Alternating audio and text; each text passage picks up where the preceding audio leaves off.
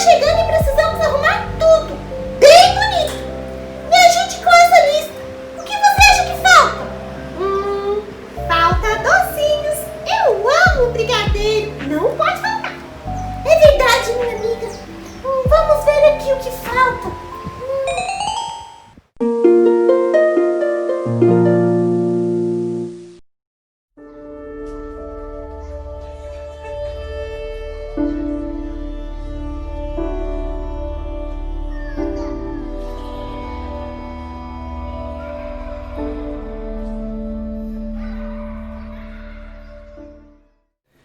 E hoje a gente está chegando ao final da nossa série de mensagens, série curta de 3 semanas, mensagens nada convencionais do Natal. Não sei quantos acompanharam, nós começamos há 3 semanas atrás falando da profecia de Isaías, mais de 700 anos antes de Cristo, prevendo que Deus enviaria o Messias, o Redentor à Terra. E que nessa primeira mensagem, a gente viu que a primeira mensagem clara do Natal, que nós temos que ter em mente, eu e você e o mundo, é que o mundo na qual nós vivemos é um lugar de densas trevas. O mundo que nós vivemos é um lugar escuro. E o segredo é que, ao contrário do que as pessoas pensam, principalmente no Natal, onde a gente une, dá as mãos e fala a gente vai consertar o mundo, o que Isaías fala nessa profecia é que esse mundo está quebrado e o homem não sabe como consertar.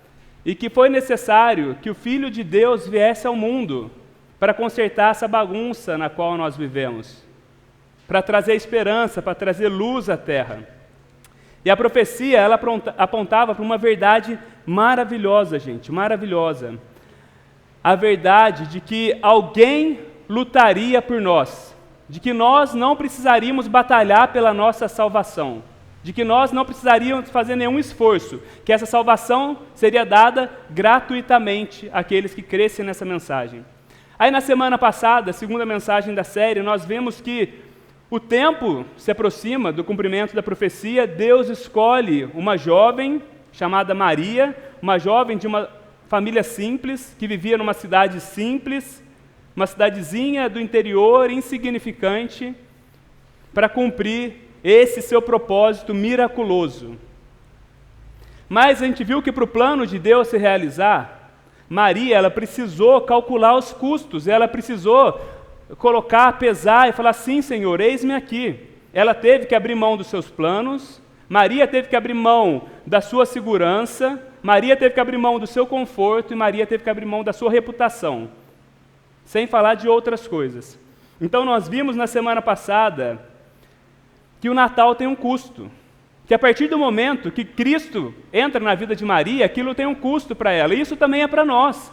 Para cada um de nós que Cristo nasce nas nossas vidas, ou nasceu um dia, isso tem um preço muito alto. Se a salvação ela é gratuita, Deus dá como um presente, o discipulado ele vai custar toda a nossa vida. Seguir a Cristo é carregar sua cruz diariamente. Seguir a Cristo é morrer para você mesmo, é abrir mão da sua reputação, é abrir mão do seu conforto, é abrir mão do direito de ter livres escolhas. Eu faço o que eu quiser, não, a minha vida está sobre o senhorio de Cristo. E hoje nós chegamos então à terceira mensagem, a mensagem final. E hoje nós chegaremos ao ápice do Natal, o cumprimento da profecia, o dia em que o nosso Salvador veio ao mundo. E nós queremos falar sobre o escândalo da manjedoura. Eu quero que você abra sua Bíblia comigo em Lucas capítulo 2, nós leremos do verso 1 ao 7. Lucas 2, verso 1 ao 7, que é narrado, o nascimento por Lucas, é narrado por Lucas, o nascimento do nosso Senhor Jesus Cristo. Se você não tem a Bíblia, você pode acompanhar ela no telão, você pode acompanhar a leitura conosco. A versão que nós usamos é a versão NVI. Então o texto diz assim: naqueles dias, César Augusto publicou um decreto ordenando o recenseamento de todo o Império Romano. Este foi o primeiro recenseamento feito quando Quirino era governador da Síria, e todos iam para sua cidade natal a fim de alistar-se. Assim, José também foi da cidade de Nazaré da Galiléia para a Judéia, para Belém, cidade de Davi, porque pertencia à casa e à linhagem de Davi. Ele foi a fim de alistar-se com Maria, que lhe estava prometida em casamento e esperava um filho. Enquanto estavam lá, chegou o tempo de nascer o bebê. Agora, preste atenção nesse verso final. E ela deu à luz o seu primogênito. Envolveu-o em panos e colocou-o numa manjedoura, porque não havia lugar para eles na hospedaria. Mais uma vez, e ela deu à luz o seu primogênito. Envolveu-o em panos e colocou numa manjedoura, porque não havia lugar para eles na hospedaria. Vamos orar? Senhor, é mais uma manhã, Deus, onde nós nos colocamos diante da Tua palavra. Obrigado por essa data tão especial para nós, Pai. Obrigado pelo Natal. Obrigado porque um dia o Senhor veio ao mundo. Nós pedimos que o nosso coração nessa manhã, Deus, possa ser terra fértil, Deus, que nós possamos, Deus, ouvir a Tua palavra, Deus, e que ela possa frutificar em nossas vidas, Deus. Obrigado pela esperança que nós temos, Pai. Obrigado, Deus, pela vida que nós temos, graças ao Senhor, Pai. Abra os nossos olhos, abra os nossos ouvidos, Deus. Usa o Teu servo, Deus, como instrumento, Deus, para proclamar a Tua palavra. Que os impeditivos, que a nossa ansiedade, que o nosso medo, que os nossos temores, que isso não seja impeditivos, Deus, para que nós possamos ouvir a Tua voz nessa manhã, perceber o que o Senhor quer falar conosco e colocarmos em práticas, Deus. Não queremos ser ouvintes negligentes, mas ouvintes que ouvem a Tua palavra e praticam, porque esses são comparados pelo Senhor, aquele que coloca a sua casa, constrói a sua casa sobre a rocha. Nós oramos assim no nome do Teu Filho Jesus. Amém. Existe um trecho de um hino cristão muito belo, composto por William Billings, eu não conhecia esse senhor, em 1778, que diz assim: não busque nas cortes, nem nos palácios, tampouco afaste cortinas reais, mas procure no estábulo, veja seu Deus deitado sobre a palha, veja seu Deus deitado sobre a palha. Eu não sei se já veio à sua mente quão incomum é essa ideia de Deus vir ao mundo. A gente ouve, a gente se acostuma, mas quão incomum essa ideia de Deus vir ao mundo. Agora, essa ideia fica mais incomum quando nós pensamos que Deus veio ao mundo em corpo humano, porque Deus poderia vir ao mundo cheio de poder e glória, como Ele virá um dia, mas Ele poderia ter vindo ao mundo cheio de poder, na sua forma celestial. Mas Deus veio em forma humana. Agora, o que dizer de um Deus, sobre um Deus que dispõe vir ao mundo que Ele criou, o mundo que Ele se diz sustentador de todas as coisas, o mundo na qual pertence a Ele, e quando Ele chega para nascer nesse mundo, não tem lugar para Ele, e Ele tem que nascer numa manjedoura. Às vezes nós temos uma visão tanto romantizada de manjedoura, porque a gente faz aqueles presépios bonitinhos. Eu gosto mais de presépio do que a árvore de Natal, acho que todo cristão deveria gostar.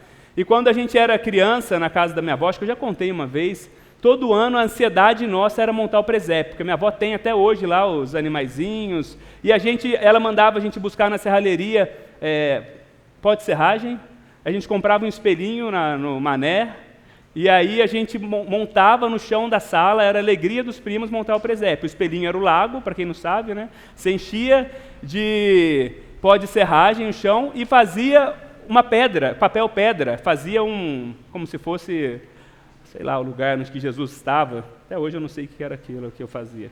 Mas a ideia era que a gente gostava muito daquilo, colocava os patinhos no lago, Jesus, e era muito bonitinho aquilo. Então muitas vezes a gente cresce com uma ideia de que a manjedoura, de que o presépio, ou na verdade, de que o lugar onde Jesus nasceu era um lugar muito bonitinho. Mas não é. Se você pegar para procurar, às vezes a gente nem sabe o que é manjedoura. Manjedoura é o coxo, que a gente chama aqui em Minas, né? É o lugar onde que é colocado alimentos para os porcos, para as vacas. E hoje tem ração. Eu acho que naquele tempo era lavagem mesmo, né? Jogava lavagem lá. Então era um lugar sujo. Era um lugar sujo. E a gente não sabe, a história não nos fala se Maria teve tempo para chegar lá e dar uma ajeitada com José, né, dar um tapa num lugar ali, ou simplesmente ela já chegou em trabalho de parto e teve que dar luz no meio daquela bagunça. Se tinha alguém na hospedaria que ficou com compaixão deles, falou, peraí, deixa eu ajudar vocês nesse momento tão difícil. Mas uma coisa eu tenho certeza, gente. Maria não queria ter Jesus ali naquele lugar, um lugar que servia de abrigo para animais. Qualquer mulher, na verdade, acho que qualquer pai, qualquer mãe, em qualquer tempo da história, seja lá para trás, seja hoje, sempre vai desejar o melhor para os seus filhos, dentro de suas condições. Quem já teve um filho, tem vários, né, pais de primeira viagem aqui, tem gente que já é até avô, sabe que quando você vai ter o filho, especialmente o primeiro, quem vai ter ainda você vai saber como que é aquela ansiedade, você compra as melhores roupinhas, você arruma o quartinho do bebê, você pinta, quem tem habilidade monta o berço, quem não tem chama alguém para montar, no meu caso, ou né, se chama uma mulher habilidosa, ela ajuda a montar, e você arruma, você deixa tudo preparado para a chegada do bebê. E com Maria provavelmente foi assim, na sua casa simples, pensa na casinha simples de Maria, lá em Nazaré, era simples, mas provavelmente ela já tinha deixado tudo certinho, o canto, para que o filho dela, o Messias, viesse ao mundo e encontrasse ali os paninhos todos enrolados, o material necessário para o bebê. Mas no meio disso tudo surge um decreto, o texto nos fala. O imperador, César Augusto, ele decide fazer um recenseamento, uma contagem em toda Roma. E aí José, que vivia em Nazaré, mas ele não era nascido em Nazaré, ele tinha que ir para Belém, porque ele era nascido em Belém. E aí ele vai com Maria, grávida, quase ganhando o bebê, tem que sair para a viagem, uma viagem que não é como a nossa. Se já é desconfortável, alguns pais reclamam de viajar de carro com... Né? A minha esposa está grávida, está com 8 meses, não pode viajar. Imagina Maria viajando provavelmente em cima de um jumentinho por uma longa distância para chegar até Belém. E aí o problema é que quando eles chegam em Belém, a cidade está lotada. Muitas pessoas foram até Belém para o recenseamento. E aí eles não acham lugar para ficar. Não tem um quarto para Maria, não tem um quarto para José, não tem um quarto para o Messias esperado, gente. Então alguém movido de compaixão oferece lá, olha, eu não tenho lugar aqui, a gente não tem lugar, mas ali atrás tem um lugar onde que eu cuido dos animais. E se você quiser, José, se você quiser, eu estou vendo que vocês aí estão numa situação, sua esposa está grávida, se vocês não se importarem, vocês podem dormir lá. E aí eu imagino que José virou para Maria e falou assim, olha, melhor lá do que na rua, né? Pelo menos lá a gente vai estar um tanto protegido, melhor a gente ir para lá. E eu fico imaginando o que passou na cabeça de Maria naquele momento. Não dá para a gente saber, mas o que passou? Certamente ela deve ter se perguntado, gente, por quê? José, por que Deus está permitindo que a história tome esse rumo? Afinal, gente, ela sabia que Deus tinha prometido que aquele seria o Salvador do mundo.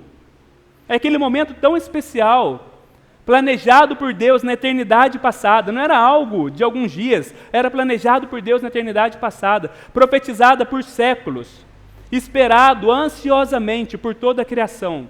Esse tempo que é narrado nas Escrituras em Gálatas 4:4, como a plenitude do tempo, o tempo máximo que essa terra viveu. Não foi o iluminismo, não foi ascensões econômicas, foi quando Cristo veio à Terra. E aí, justamente, quando vai se cumprir a profecia, será que agora Deus vai dar uma vacilada? Será que agora Deus vai dar uma cochilada? O Deus que sempre proveu tudo aos homens, o Deus que quando Abraão vai sacrificar seu filho, ele traz um cordeiro para que fosse sacrificado no lugar dele, o Deus que provê livramento do povo do Egito, o Deus que sustenta o povo com maná, com a nuvem de fogo. Agora, Deus não vai sustentar o seu próprio filho. Será que Deus não vai prover um berço para o Messias? Eu não sei se você já se perguntou isso. Deus não vai prover um berço para o Messias? Meus irmãos, Deus não falha. Deus não falha. Como diz o salmista, o guarda de Israel não cochila. Deus não dá aquela cochilada que a gente dá às vezes no meio do culto, né? Poxa, está meio chato, que se dá uma cochilada e... Opa, deixa eu prestar atenção. Deus não cochila. Deus tem um plano. Deus sempre teve um plano perfeito. E aquele bebê, Cristo, nascendo num curral, vamos colocar nessa palavra, que manjedoura acho que é uma palavra muito bonita, nascendo num curral, num coxo, por mais estranho e escandaloso que pareça, fazia parte dos planos de Deus. Se a Bíblia fala que uma folha não cai de uma árvore sem a permissão de Deus, quanto mais Deus ia permitir que o filho dele nascesse num lugar que não era do seu plano. O que eu quero dizer é que o Messias nascendo naquela manjedoura não foi um acidente. Deus intencionalmente planejou assim. Na eternidade passada, porque os planos de Deus, os decretos de Deus são da eternidade passada, Deus decretou que seu filho nascesse numa manjedoura, num coxo. Deus estava por trás ali do imperador e falou assim, agora, César Augusto, agora você decreta o recenseamento. José, agora você sai para Belém. Belém vai ficar cheia, não vai ter lugar para justamente Jesus nascer numa manjedoura. Deus estava trabalhando para que Cristo nascesse naquela manjedoura. Algo incomum e escandaloso. Agora, esse escândalo, o que ele traz para nós? Por que é tão escandaloso esse Cristo ali na manjedoura? Eu quero falar com vocês 3 razões por que é escandaloso Cristo na manjedoura. A primeira razão daquele bebê, de Jesus, ser um escândalo na manjedoura, é por uma verdade simples. É porque Deus veio ao mundo. Você fala, Matheus, isso é normal, a gente já ouviu tanto que Deus veio ao mundo. Essa concepção de Deus vir ao mundo é única no cristianismo. Se você pegar e estudar todas as filosofias, se você estudar todas as outras religiões, isso não existe, essa ideia de Deus vir ao mundo. Para os judeus, mesmo para os judeus que esperavam o cumprimento dessa profecia, Deus era alguém santo, que estava num lugar, e santo para o judeu era separado, o judeu nem podia pronunciar o nome de Deus, Deus pertencia a uma esfera diferente da vida. Eles tinham um relacionamento, sim, com Deus, mas Deus estava distante, eles não concebiam essa ideia de que o Messias, o libertador que libertaria Israel, seria o próprio Deus. Para eles seria um homem forte, um homem vitorioso, mas nunca o próprio Deus vindo ao mundo. Então, para os judeus, Deus ele estava distante, no sentido de separado. Aí você pega os filósofos da época, os pensamentos filosóficos da época, que eram os gregos, era o que comandava na época. Os estoicos, presta atenção, tinha duas linhas de pensamento, 2 linhas filosóficas, os estoicos e os epicureus. Os estoicos, eles falavam assim, olha, para alguém afetar alguém, para eu afetar uma pessoa, eu tenho que ser maior do que essa pessoa, porque uma pessoa inferior a essa pessoa, ela não deixa essa pessoa triste, não deixa alegre, porque ela é inferior a essa pessoa. E como os deuses estão no patamar acima, e ninguém está acima de Deus, Deus não pode ser afetado pelos sentimentos dos homens. Deus não pode sentir felicidade, Deus não pode sentir tristeza, Deus não pode sentir dor, Deus não pode sentir nada. Porque Deus estava, os deuses, para os gregos, Deus estava além dos sofrimentos, dos sentimentos humanos. E aí você pega os epicureus, que eles afirmavam que os deuses, que eles tinham vários deuses, eles viviam num intermúndio. O que era isso? Um espaço entre os 2 mundos. E lá eles estavam em perfeita tranquilidade. Esse lugar não existia sofrimento, não existia nada. E eles nem tinham consciência da bagunça que é essa terra, da bagunça que é o lugar onde nós vivemos. Então, os judeus tinham um Deus diferente, santo, separado. Os estoicos tinham Deus sem sentimento. Os epicureus tinham Deus completamente alienados do mundo. Gente, é diante desse cenário que o cristianismo introduz o pensamento e a verdade incrível de um Deus que de livre vontade vem até a terra. De iniciativa própria, decidiu vir ao mundo. Agora, se a ideia de Deus vir ao mundo já é um escândalo, isso já era um escândalo para aquele tempo, quanto mais a ideia de Deus vir ao mundo num corpo humano, encarnado. Ele vem como um bebê. Deus assume a forma humana. Esse é o segundo motivo pela qual a manjedoura é um escândalo. Primeiro, porque Deus decide vir ao mundo. Segundo, porque Deus se encarna. Há quem defenda a ideia de que o maior milagre do cristianismo não seja a ressurreição de Cristo dentre os mortos, Jesus morrer e ressuscitar. Muitos teólogos, eles defendem que o maior milagre do cristianismo é a encarnação. O Criador, pensa por esse ponto, o Criador, o todo onipotente, o Deus que sustenta todas as coisas com sua palavra, que existe desde sempre, nunca ninguém criou Deus, assumindo a forma humana sem perder a sua divindade. Aquele bebê na manjedoura, ele era 100% Deus, mas ele também era 100% homem. Ele era 100% humano, 100% divino. E talvez, de todas as ideias, então, do cristianismo, essa seja a ideia mais impressionante. Em seu livro, O Conhecimento de Deus, J. Packer, ele aborda essa questão da encarnação da seguinte forma. Preste atenção no que ele fala. Deus se tornou homem. O Filho Divino se tornou judeu. O Todo-Poderoso surgiu na terra como um bebê humano indefeso, incapaz de fazer mais do que permanecer deitado, olhar o teto, se remexer e fazer barulhos, tendo de ser alimentado. Deus tendo que ser alimentado, Deus tendo que ser trocado e ensinado a falar como qualquer outra criança. O próprio Deus fazendo isso. E ele continua. A primeira infância do Filho de Deus foi uma realidade. Quanto mais você pensa nisso, mais impressionado fica. Nada na ficção é tão fantástico quanto essa verdade da encarnação. Muita gente fala, eu não acredito em milagre. Eu não consigo acreditar nessa ideia de que Jesus andou sobre as águas. Eu não consigo acreditar nessa ideia que Jesus chega para Lázaro no quarto dia e fala, Lázaro, né, sai para fora, sai do túmulo. Eu não consigo acreditar nessa ideia de que Jesus pegou alguns pães e peixes e alimentou a multidão. Eu não consigo nem acreditar nessa ideia de que Jesus morreu no meu lugar, por isso eu tenho remissão dos pecados.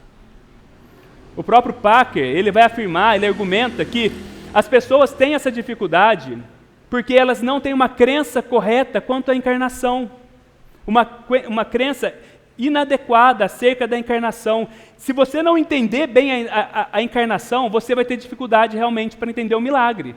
Você vai ter dificuldade realmente para entender a salvação através do sacrifício de Jesus.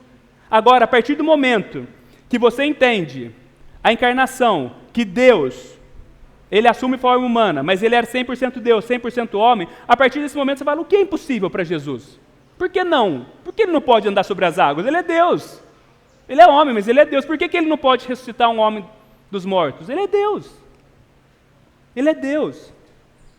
Agora, para que Cristo se encarnasse, o primeiro escândalo, para que Deus viesse à terra, Cristo se encarnasse, foi necessário um terceiro ato, que é chamado dentro da teologia como o ato da humilhação. É de Deus se esvaziar. Porque Deus não pôde vir na sua forma plena na terra. Isso é chamado da humilhação de Cristo. O escândalo, isso é o terceiro escândalo. Para a encarnação acontecer, seria necessário que Deus se esvaziasse. Que Deus deixasse algum de seus atributos, ou parte de seus atributos, e se esvaziasse. Paulo, ele fala muito bem isso no seu trecho famoso em Filipenses, quando ele fala, acho que a gente tem aqui, seja a atitude de vocês a mesma de Cristo Jesus, que embora sendo Deus, preste atenção, que embora sendo Deus, ele não considerou que o ser igual a Deus era algo a qual ele deveria apegar-se, mas esvaziou-se a si mesmo, preste atenção, como? Vindo em forma de servo, como? Tornando-se semelhante aos homens. E aí você pensa que acabou, ainda fala, não, e sendo encontrado em forma humana, aí Paulo está falando, aí ele se humilhou para vir em forma humana, ele se esvazia, ele deixa a sua glória, ele vem em forma humana, aí Paulo continua, ainda assim em forma humana ele se humilha mais ainda, e ele foi obediente até a morte, e a morte de cruz. O escândalo da manjedoura é Deus vivendo em forma humana. É Deus vivendo as experiências dos homens e se fazendo homem. Não veio como homem para servir, como imperador que comanda todas as coisas. Ele virá um dia, mas ele vem dessa primeira vez como servo sofredor. Um Deus que é dono do mundo, gente. Um Deus que é poderoso. Um Deus que poderia fazer e acontecer. Ele vem e fala assim: eu vim para servir. Eu vim mostrar o caminho para vocês. Existe um pensador grego chamado Plutarco, que ele falava que era blasfemo envolver a Deus nos assuntos desse mundo. Mas que o cristianismo veio com essa ideia surpreendente de que Deus não somente está envolto no mundo, mas que Deus também se identifica com os sofrimentos dos homens, com os sofrimentos do mundo. Isso é uma revolução, gente, isso é uma revolução. Agora, diante desses três escândalos, o escândalo de Deus vindo ao mundo, o escândalo da encarnação, o escândalo da humilhação, o que nós temos a aprender, já que Deus colocou seu Filho na manjedoura, o que Deus estava querendo nos ensinar? O que nós podemos tirar desse ato de Deus colocar o seu próprio Filho na manjedoura? Quais são as implicações para nós hoje? Quais são as verdades que isso traz na nossa vida? A primeira coisa é a mensagem que tem por trás disso. Nós precisamos entender a mensagem que Deus está gritando ao mundo. Deus está gritando essa mensagem ao mundo. Quando Ele coloca seu Filho na manjedoura, Ele está gritando ao mundo uma mensagem. Deus quer deixar claro ao mundo o seguinte, preste atenção. Deus está querendo dizer ao mundo: eu não vim para os que são, eu vim para os que não são. Eu não vim para os que têm posse, para os que se consideram, eu vim para os que não têm. Eu não vim para os que se consideram fortes, eu vim para os fracos. Eu não vim para os que são desejados, eu vim para os desprezados. Eu não vim para os sãos, eu vim para os doentes. Eu vim para o necessitado. Eu vim para o quebrado. Deus colocando seu Filho ao mundo, Ele está falando assim: olha, a primeira mensagem que Deus está falando: eu vim para o quebrado. Eu vim para o quebrado. Talvez você se sinta fraco. Talvez hoje você se sinta fraco. Talvez você sinta que você não encaixe em muitos padrões desse mundo. Que a sua vida, por vezes, como a minha, parece uma bagunça, que você olha e fala: Deus, eu não consigo dar jeito na minha vida, nem na minha agenda, nem nos meus sentimentos, eu não consigo lutar com o meu pecado, eu não consigo arrumar essas questões. Tá ok. Deus na manjedoura, Ele está falando: tá ok, está quebrado, porque eu vim justamente para esses que reconhecem o seu estado quebrado. Eu vim consertar isso. Eu vim trazer esperança para esses. O segundo ponto, Deus na manjedoura nos traz algo relacionado à missão de Deus. Deus nos fala o tipo de missão que Ele veio. Ele não veio numa missão de ser servido. Ele não veio numa missão de requerer coisas. Ele veio numa missão de servo, como nós falamos. Ele não usurpou ser igual a Deus. O que significa para mim e para você? A qual Paulo fala: olha, imitem a Cristo. O que significa imitar a Cristo? Tim Keller, ele vai falar o seguinte: isso significa que os cristãos jamais deveriam adotar uma atitude sonhadora de glamour. Nunca deveriam ser snobs ou ter como objetivo de vida atingir os mais altos escalões de beleza e de elegância. O fato de Deus se tornar humano, gente, o fato de Deus esvaziar da sua glória, para mim e para você, sabe o que significa? Significa que nós deveríamos desejar andar com pessoas que não nos têm nada para nos oferecer. Nós não deveríamos simplesmente ficar buscando pessoas que vão nos abrir portas, pessoas influentes, pessoas que têm muitas coisas para nos oferecer.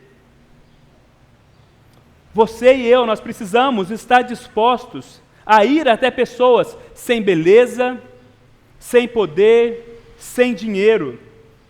Afinal, esse é o Espírito de Deus vir ao mundo, de Deus se fazer homem. Ele se tornar um de nós. Packer, ele vai falar que o espírito natalino, ele não resplandece no cristão snob. Preste atenção na palavra dele, a gente tem aqui.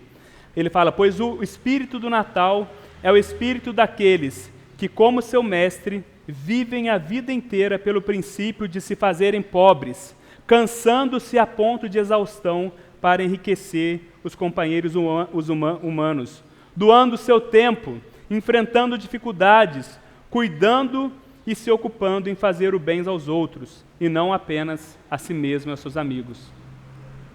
Pense comigo, se Cristo, o próprio Deus, eu estava pensando sobre isso ontem, se ele nasce numa manjedoura, sem nenhum glamour, sem nenhum conforto, e ele morre numa cruz, por que nós, cristãos, deveríamos querer uma vida cheia de glamour? Por que nós, cristãos, deveríamos querer nessa terra uma vida cheia de glória? Se o próprio Deus não buscou isso para si. Mais uma vez, eu vou te perguntar, se Cristo, seu Senhor, nasceu numa manjedoura e morreu numa cruz, por que nós queremos uma vida cheia de glamour e cheia de glória? Nós temos uma missão. Nós temos uma missão, e a missão está dada. A forma como nós faremos missão é aqui. O nosso estilo de vida deve ser muito mais parecido com Cristo, que se esvazia e que vai até aqueles que não têm nada para lhe oferecer, do que cristãos buscando poder desesperadamente nessa terra. De que cristãos vivendo nessa terra como se isso aqui fosse tudo. Terceira e última aplicação que nós podemos tirar é a esperança que aquele bebê na manjedoura nos traz. Aquele bebê na manjedoura, o Cristo, estava trazendo uma mensagem de esperança sem fim ao mundo, uma esperança eterna. A esperança, gente, de que Deus, Ele entende as nossas dores, de que Deus entende os nossos sofrimentos, de que Deus entende as nossas crises pessoais, as nossas crises de identidade. A esperança de que não existe, como nós já falamos na primeira semana, uma situação que você experimenta nessa terra, seja uma dor financeira, seja uma dor física, seja uma perda, seja uma traição, um abandono, não tem algo que você experimente nessa terra que Cristo não possa olhar e falar assim, eu sei o que você passou. Eu sei, eu tive no seu lugar, e eu experimentei muito além do que você experimentou, eu fui abandonado pelos meus amigos. Eu fui rejeitado. Eu fui massacrado, eu fui zombado, eu fui escarneado. Cuspiram em mim. Nós temos a esperança de que Deus é um Deus conosco, um Deus presente. Se nós temos a Cristo como nosso Senhor, o Natal é a mensagem que nós temos essa esperança. O Cristo na manjedoura nos relembra disso. Nós não temos um Deus distante. Qual a ideia que você tem de Deus? Eu queria te perguntar, qual ideia você tem de Deus? Um Deus muito separado, como o dos judeus? Um Deus que não tem sentimento, Deus não se importa com a nossa realidade? Ou de um Deus alienado do nosso mundo? Em tempos de pandemia, né, esse tempo incerto que a gente está vivendo, eu estava conversando até com o Renato esses dias, falei, a nossa esperança era que a gente chegasse no final de 2020 agora e falasse assim, pronto, essa pandemia acabou, né? E aí na hora que desce, quando vê volta de novo, você fala, Senhor, até quando, né? E aí começa a guerra política, vacina, não tem vacina, e aí incerteza, o preço subindo de tudo, incerteza quanto ao amanhã. Nós temos, gente, uma esperança de que Deus não nos deixou só nessa terra. Jesus na manjedoura é a esperança de que Deus não nos deixaria só na terra. Que quando Cristo fala, eu tenho que ir, para que eu envie o Consolador, o Espírito Santo que habita em mim e em você, Ele é o próprio Cristo vivendo em nós, nos consolando, nos animando, nos dizendo, persevera, caminha mais, tem esperança, eu estou com você todos os dias até a consumação dos séculos. Isso é único, gente, dentro das religiões. Isso é único dentro das religiões. E eu termino aqui com as palavras do pastor Jonas Madureira, falando sobre o escândalo da manjedoura. Ele fala assim, este é o escândalo da manjedoura. Um Deus que moveu céu e terra para que seu único filho viesse na plenitude dos tempos, fosse deitado numa manjedoura, crescesse em Nazaré, e completado 30 anos, iniciasse seu ministério pregando as boas novas na Galiléia e na Judéia, e a despeito de todo o bem que fez, fosse pendurado numa vergonhosa cruz, para morrer não como um mártir, mas como um cordeiro que tira o pecado do mundo e nos leva puro a Deus. Ele não foi entregue por Deus para salvar gente que tem valor intrínseco, valor próprio. Ele entregou seu Filho por gente como eu e como você, gente suja, gente perversa e carente da graça e da misericórdia de Deus.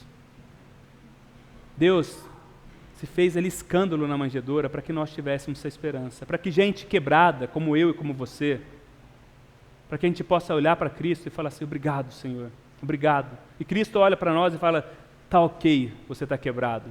Tá ok, você está quebrado. Eu vim para consertar a sua vida, não queira consertar da sua própria forma. Eu me fiz homem, eu encarnei, eu me humilhei para que você tivesse acesso a essa graça. Diante disso, eu te convido a orar agradecendo ao Senhor por essa graça, orar agradecendo ao Senhor pelo Natal, por aquele dia, a gente não sabe ao certo dia, mas aquele dia bendito, a plenitude dos tempos, onde o próprio Deus deixa toda a sua glória, onde o próprio Deus se esvazia do seu poder, de ser servido e vem servir a terra, nascer numa manjedoura e nos trazer esperança, até a sua morte de cruz e ressurreição. Senhor, nós temos esperança sem fim no Senhor, Pai. Obrigado porque o Natal nos lembra que nós temos esperança sem fim no Senhor. Obrigado porque o Senhor, nascendo naquela manjedoura, nos traz a mensagem para que tipo de pessoa o Senhor veio, Pai. O Senhor veio por quebrado, Pai. O Senhor veio por fraco. O Senhor veio para aquele que reconhece a sua miséria. E nós nos colocamos assim nessa manhã. Nós nos colocamos com o espírito quebrantado, Deus, em adoração diante do Senhor, falando: Cristo, obrigado, porque voluntariamente o Senhor veio à terra, veio ao mundo. Nós queremos responder em quebrantamento, e nós queremos responder a esse Cristo na manjedoura, também nos fazendo servos do nosso próximo, também nos importando com aquele que sofre, não desejando somente o glamour e a glória desse mundo, não desejando somente sermos bem vistos, mas andando com aquele que não tem nada para nos oferecer, Deus. Andando por aquele que pelo mundo é rejeitado.